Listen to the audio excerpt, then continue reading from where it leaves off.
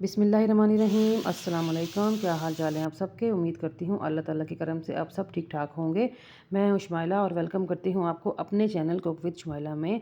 तो आज मैं बनाऊँगी मिक्स दालों की एक ऐसी शानदार सी रेसिपी जो कि फ्लेवर में बहुत ही यूनिक होगी और जब आप इसको खाएंगे तो आपको इसमें दलीम का जायका भी मिलेगा। लेकिन ये बनाने में बहुत आसान है, दलीम की तरह बहुत ज़्यादा झंझट नहीं पालना पड़ता। इसको आप उबले हुए चावलों के साथ सर्व करें, रोटी, नान, चपाती, जिस चीज़ के साथ भी सर्व करेंगे बहुत मज़ा आएगा इंशाल्लाह ताला। तो चलिए सीख लेते हैं। तो मैंने ली हैं 4 अदद दालें, जो कि मैंने 120 ग्राम के हिसाब से लिए हैं। माश की दाल, मूंग की दाल, मसूर की दाल और चने की दाल। इन सब दालों को मैंने 2 घंटे पहले अच्छी तरह धो के भिगो दिया था। तो अभी मैंने इनका पानी निकाल दिया है। तो कुकर में मैं ऐड कर रही हूँ सबसे पहले माश की दाल और साथ ही मैं ऐड कर दूँगी चने की दाल। तो ये दोनों दालें गलने में थोड़ा सा टाइम लेती हैं, तो इसलिए पहले मैं इनको अलग से गला रही हूँ। 1 कप पानी डाल के मैं 5 से 6 मिनट का इसको प्रेशर दे दूँगी ताकि ये गल जाएँ। अगर मैं इसके साथ ही मूंग मसूर ऐड कर देती तो मूंग मसूर मिलिया मेट हो जाना था, तो इसलिए जो है दालों का जो टेक्सचर है वो समझ में ना आता। तो मैंने इसलिए इनको अलग से बॉईल कर लिया है। और अब मैं ऐड कर रही हूँ इसमें मसूर की दाल और साथ ही मैं ऐड कर दूँगी मूंग की दाल।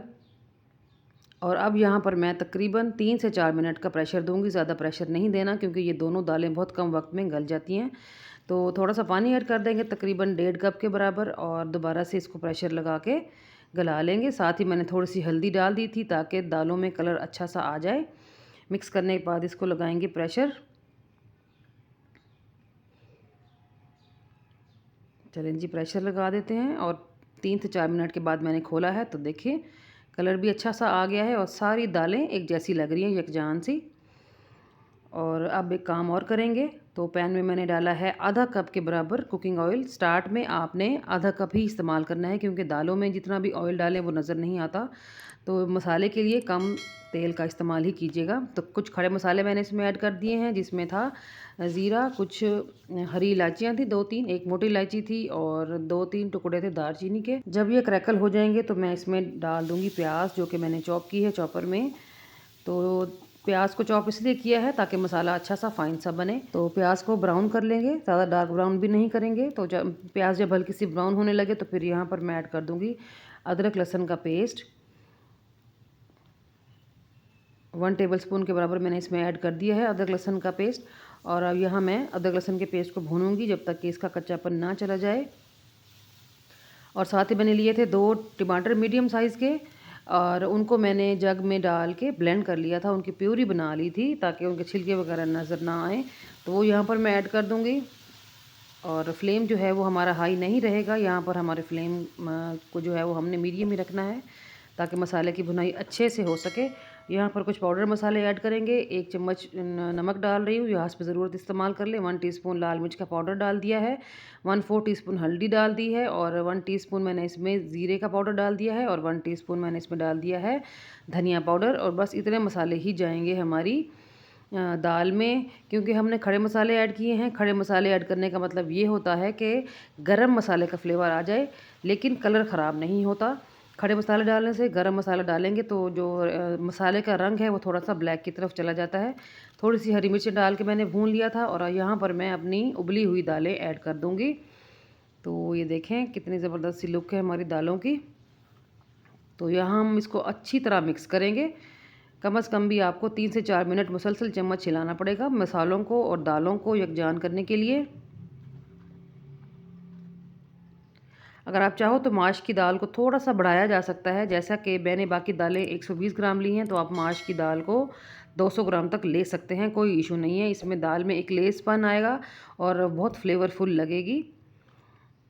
बाकी दालों की आपकी मर्ज़ी है, आप सेम ले लें। तो ये देखिए, ये मैंने अब दालों को और मसाले को जो है ना अच्छी तरह मिक्स कर लिया है। और यहाँ पर मैं डालूँगी थोड़ा सा पानी ताकि मैं इसको कवर करके भी अच्छी तरह पका सकूँ। 1 कप पानी डालने के बाद मैंने इसको तकरीबन 8 से 10 मिनट के लिए कवर लगा दिया था मीडियम फ्लेम पे, ताकि इसकी अच्छी सी पकाई हो जाए और खुशबू आने लगे।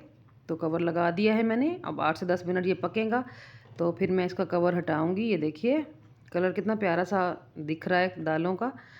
तो यहाँ पर आप फ्लेम को थोड़ा सा हाई कर सकते हैं ताकि आपको जो कंसिस्टेंसी दालों की चाहिए वो आप हासिल कर सकें। तो यहाँ पर मैं एक और चीज़ ऐड कर रही हूँ, वो है चिकन। 5 से 6 बोटियाँ मैंने लेके तो उनको बॉईल करके श्रेड कर लिया था, तो वो मैंने यहाँ पर ऐड कर दिया है। चिकन डालने से हमारी दालों का जो फ्लेवर है वो नेक्स्ट लेवल पे चला गया था। दाल बहुत टेस्टफुल बन गई थी। तो आप भी हल्का फुल्का सा जो है वो चिकन ऐड करके दालों को इंजॉय कर सकते हैं। जैसा कि आप दलीम खाते हैं, बहुत मज़ेदार लगती है, तो वैसा ही आपको फ्लेवर आने वाला है इंशाल्लाह ताला। तो आप देख सकते हैं कि कितनी रिच लुक है दालों की। देखें कितनी ज़बरदस्त लुक है माशाल्लाह से। तो आई होप कि आपको मेरी आज की रेसिपी अच्छी लग रही होगी। अच्छी लग रही है तो वीडियो को ज़रूर लाइक कीजिएगा, चैनल को सब्सक्राइब कर दें और बेल आइकन को प्रेस करके ऑल पे ज़रूर क्लिक कर दें ताकि मेरी हर नई रेसिपी आपको टाइम पे मिल सके। और इसके लिए मैं आपकी बहुत ज़्यादा शुक्रगुजार रहूँगी। और काइंडली मेरी रेसिपी को आप किसी न किसी एक जगह पे ज़रूर शेयर किया कीजिए। कहीं ना कहीं किसी न किसी का ज़रूर भला हो जाएगा। तो इसमें मेरे लिए और आपके लिए फ़ायदे ही फ़ायदे हैं। तो चलिए एक तड़का रेडी किया है जिसमें मैंने 1 कप लिया था घी और 1 चम्मच डाला था ज़ीरा और 8 से 10 डाली थी मैंने लाल मिर्चें। और जब वो अच्छी तरह क्रैकल हो गए तो हमने तड़का लगा दिया है। और अब हमारी दालों की खुशबू जो है वो बहुत कमाल की आ रही है। तड़के की खुशबू बहुत ज़बरदस्त थी। तड़के में आप अदरक का इस्तेमाल भी कर सकते हैं, प्याज का भी इस्तेमाल कर सकते हैं, लहसुन भी डाल सकते हैं, आपकी मर्ज़ी है। आप जिस तरह का तड़का रेडी करना चाहें कर सकते हैं। तो चलिए डिश आउट करते हैं। देखिए जी हमारी दालों की लुक देखें, कितनी रिच लुक है माशाल्लाह से। खाने में भी बहुत मज़ेदार और बहुत ही टेस्टफुल फ्लेवर था इसका। तो यहाँ पर मेरे पास हरा धनिया थोड़ा सा मिसिंग था क्योंकि ये इलाका बहुत ज़्यादा गर्म है, तो हरा धनिया अभी इधर अवेलेबल नहीं है। तो फिर मैंने इसको अदरक के साथ गार्निश कर लिया था और खाने में ये बिल्कुल दलीम का फ्लेवर ही दे रही थी। आप इसको एक बार ज़रूर घर पे ट्राई कीजिएगा और मुझे ज़रूर बताया करें कि जब आपने ट्राई किया तो आपको कैसे रिज़ल्ट मिले। तो चलिए चलती हूँ, आज के लिए इतना ही। कल फिर मुलाकात होगी। तब तक अपना ढेर सारा ख्याल रखिएगा। ओके जी, अल्लाह हाफिज़।